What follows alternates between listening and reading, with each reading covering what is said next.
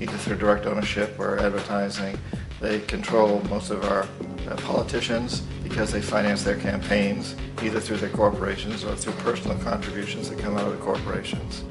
They're not elected. They don't serve a limited term. They don't report to anybody. And at the very top of the corporatocracy, you really can't tell whether a person's working for a private corporation or the government because they're always moving back and forth. So, you've got a guy who one moment is the president of a big construction company like Halliburton, and the next moment he's vice president of the United States, or the president who is in the oil business. And this is true whether you've got Democrats or Republicans in the office. You have to moving back and forth through the revolving door. And in a way, our government is invisible a lot of the time, and its policies are carried out by our corporations on one level or another. And then again, the policies of the government are basically forged by the corporatocracy and then presented to the government. They become government policy. So it's an incredibly cozy relationship. This isn't a conspiracy theory type of thing. These people don't have to get together and plot to do things. They all basically work under one primary assumption, and that is that they must maximize profits regardless of the social and environmental costs.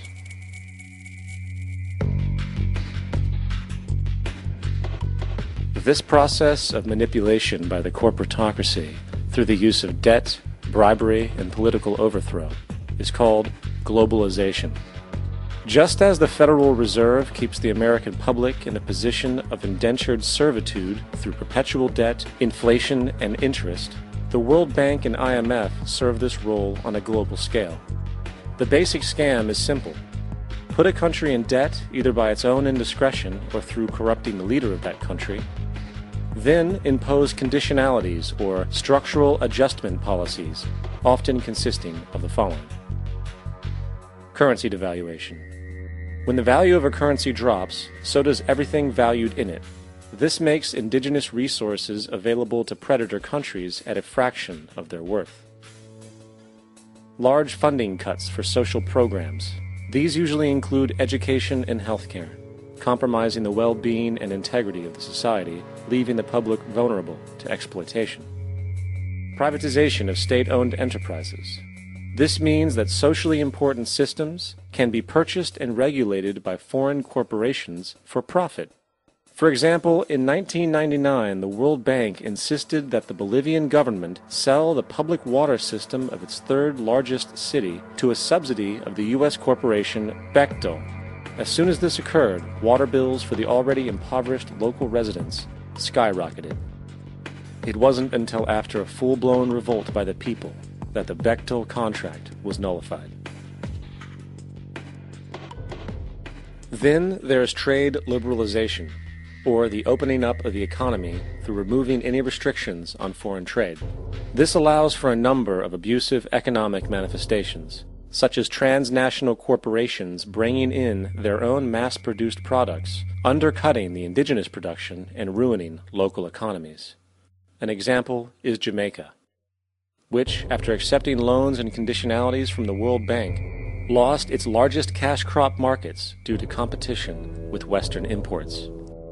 Today, countless farmers are out of work, for they are unable to compete with the large corporations.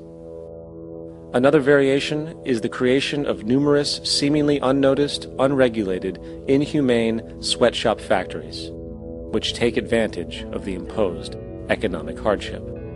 Additionally, due to production deregulation, environmental destruction is perpetual, as a country's resources are often exploited by the indifferent corporations while outputting large amounts of deliberate pollution.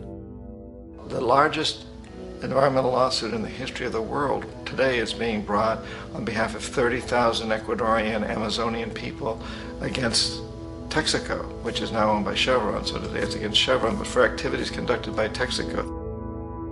Estimated to be more than 18 times what the Exxon Valdez dumped into the coast of Alaska. In the case of Ecuador, it wasn't an accident. The oil companies did it intentionally. They knew they were doing it to save money out there rather than arranging for a proper disposal. Furthermore, a cursory glance at the performance record of the World Bank reveals that the institution, which publicly claims to help poor countries develop and alleviate poverty, has done nothing but increase poverty and the wealth gap, while corporate profits soar.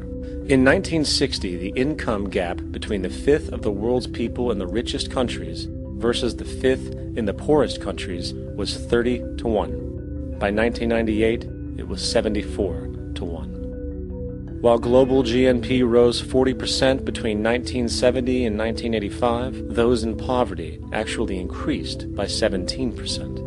While from 1985 to 2000, those living on less than $1 a day increased by 18%. Even the Joint Economic Committee of the U.S. Congress admitted that there is a mere 40% success rate of all World Bank projects.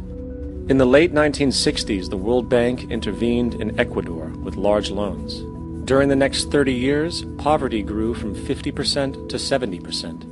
Under or unemployment grew from 15 to 70%. Public debt increased from $240 million to $16 billion, while the share of resources allocated to the poor went from 20% to 6%.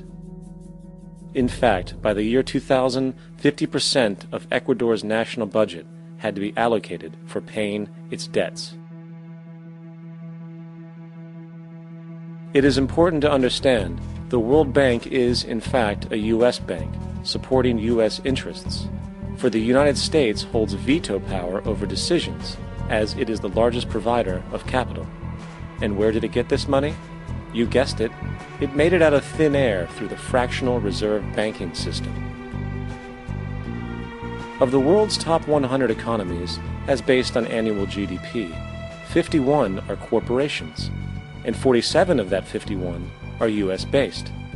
Walmart, General Motors, and Exxon are more economically powerful than Saudi Arabia, Poland, Norway, South Africa, Finland, Indonesia, and many others. And, as protective trade barriers are broken down, currencies tossed together and manipulated in floating markets, and state economies overturned in favor of open competition and global capitalism, the empire expands. You get up on your little 21-inch screen and howl about America and democracy. There is no America. There is no democracy. There is only IBM and ITT and AT&T and DuPont, Dow, Union Carbide, and Exxon. Those are the nations of the world today. What do you think the Russians talk about in their councils of state? Karl Marx? They get out their linear programming charts, statistical decision theories, minimax solutions, and compute the price-cost probabilities of their transactions and investments, just like we do. We no longer live in a world of nations and ideologies, Mr. Beale. The world is a college of corporations, inexorably determined by the immutable bylaws of business. The world is a business, Mr. Beale.